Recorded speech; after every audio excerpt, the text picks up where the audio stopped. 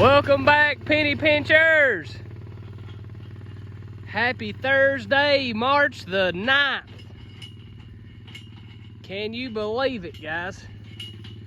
It's been a day or two since we've got you a video out. And I tell you what, I was looking at some of our old ones from the last month. Look how green it's got, guys.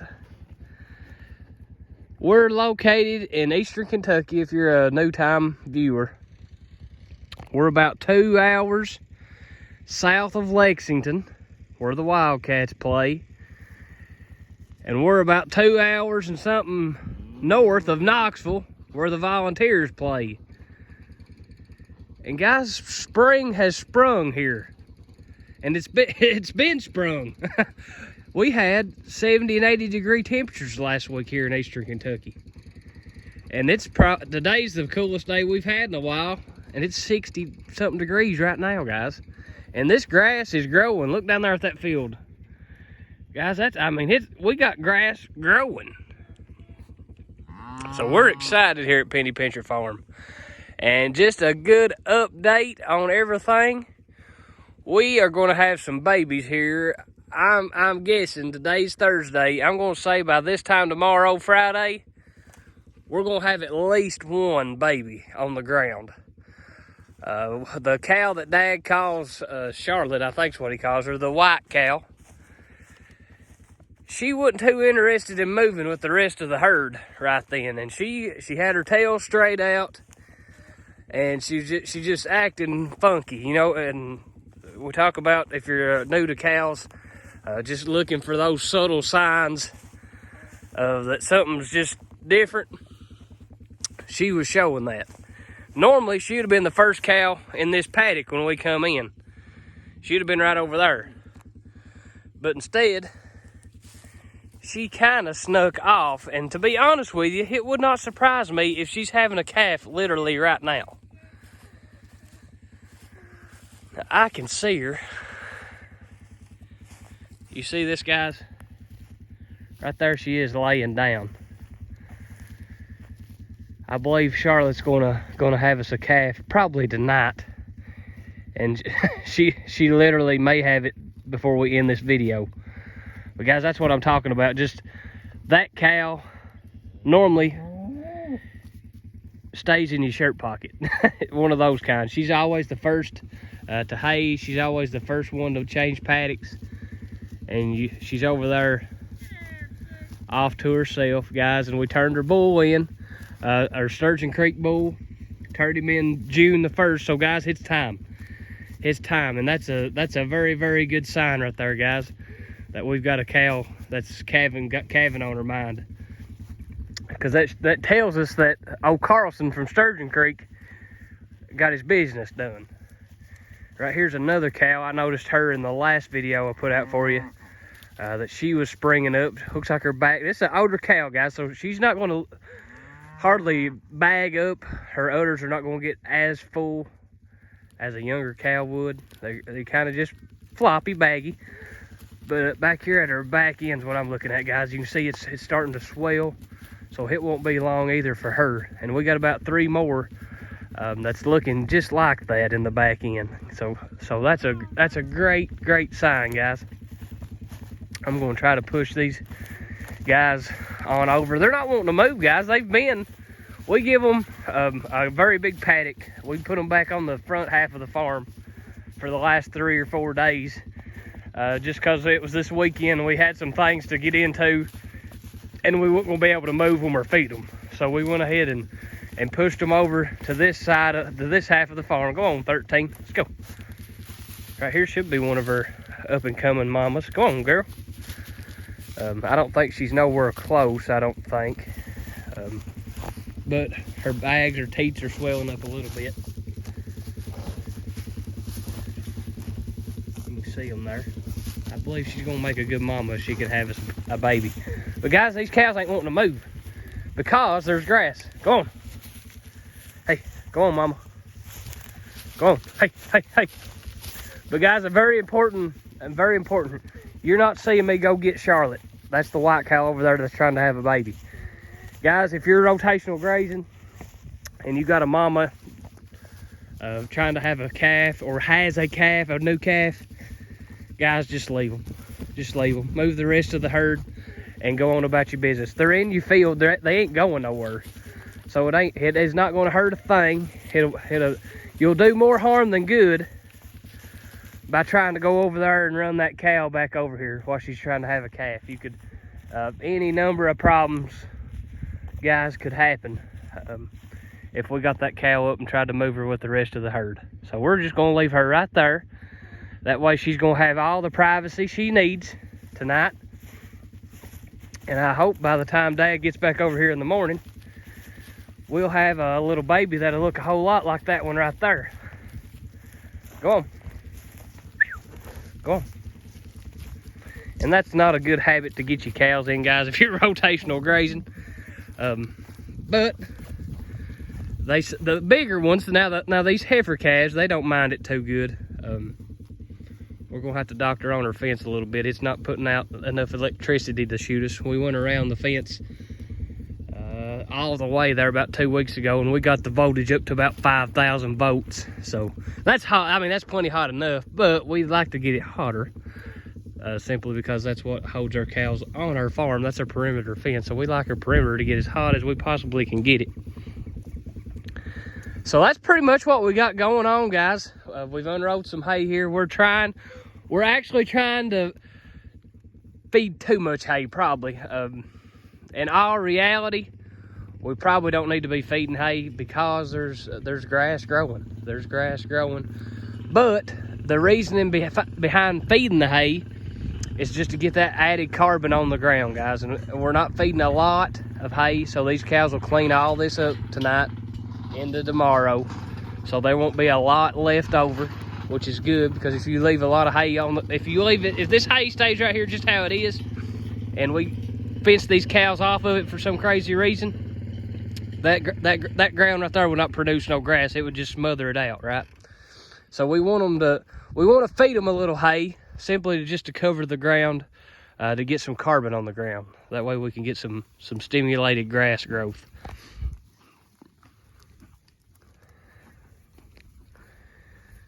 Guys, everybody's looking good. The cattle market is looking really, really, really good, guys, from everything that I can see and find on the internet. I've personally not been to the market in a long time, but just following it on the internet, following it on DV auction, guys, are selling really good. They're selling really good. Our plan is, we got this little bull calf right here. We need to cut him, but our dilemma here is we don't have the facilities to get him, so we'd have to get a trailer and a truck and trailer him all the way over to the home farm, to Papa's place where head shoot and all that stuff is, to actually cut him. So we got him, and we got one more, the little white-headed bull calf right here. He needs cut, and we got this little dude right here that needs cut. So it may not be the smartest thing, but we may just not cut these bulls. We don't know that yet. I just don't know if the trouble is worth the return. You'll generally get about a dime more on the pound for a steer as opposed to a bull, but where we only have probably just sell that biggest one by about April. So I don't know if it's worth the trouble and time of just taking those 2-3 animals over and cutting them and then selling them this year. So just stuff like that to think about, guys. If you only got 2 or 3 that you're going to be selling, it pays to cut them. It does. They'll bring a better price. But right now in this cattle market, it's really not making all that much of a difference. It is making a difference. You'll always make more money on a steer than a bull in most cases. But just in our particular situation, we still aren't sure if we're going to cut him or not. We may just wait till the 1st of April and sell him. Put him on Facebook or something like that. Try to sell him from the farm first. We'd prefer to do that. And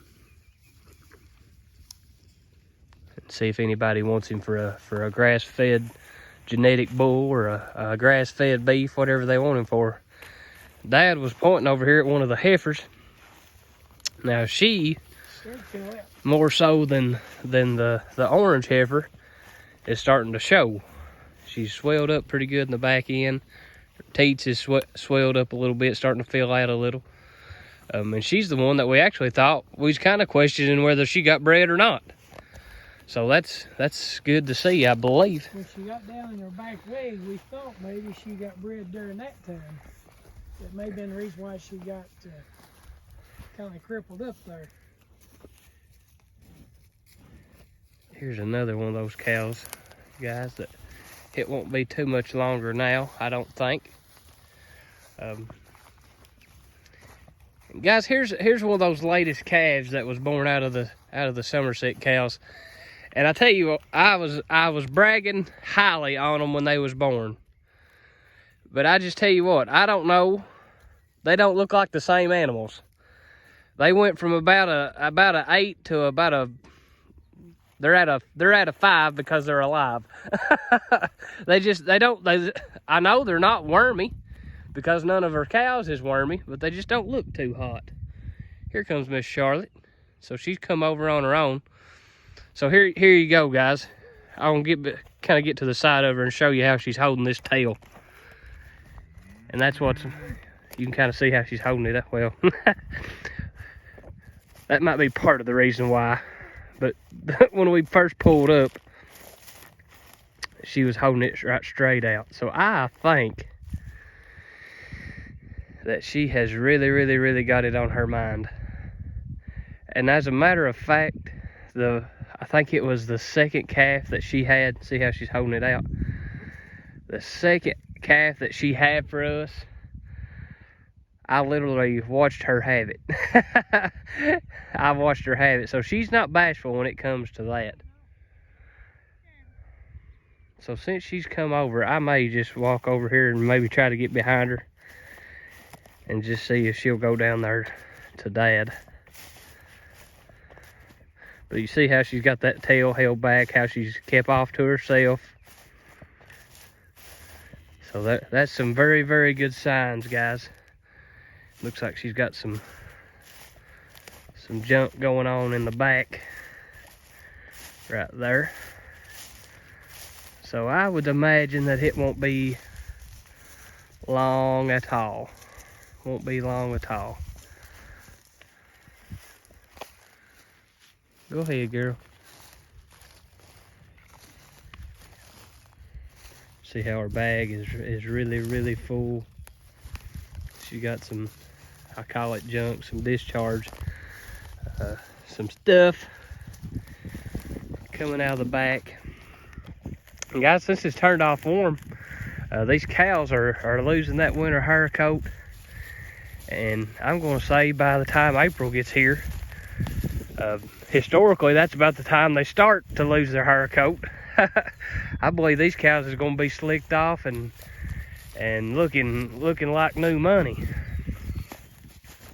This year, guys, the spring, I truly believe the spring has just come a month early. I keep telling myself to not get excited that we're gonna still see some snow and cold weather like that. But I don't know, guys. It's just the Easter flowers, they've been bloomed out for a month. They was bloomed out halfway through February. And guys, all the pear trees here in Kentucky, I don't see none from right here. Yeah, I do. Right there. There's pear trees all around that is fully bloomed out. So guys, I think we might be there. And next thing you know, the grass is gonna be getting away from us. We'll be hitting the spring flush. But guys, I'm gonna get off here. We're gonna push old Charlotte through the gap right here, and I hope Dad can bring you a video tomorrow evening with Miss Charlotte and a baby calf by her side. Guys, this is Penny Pincher Farm. Everybody have a great evening.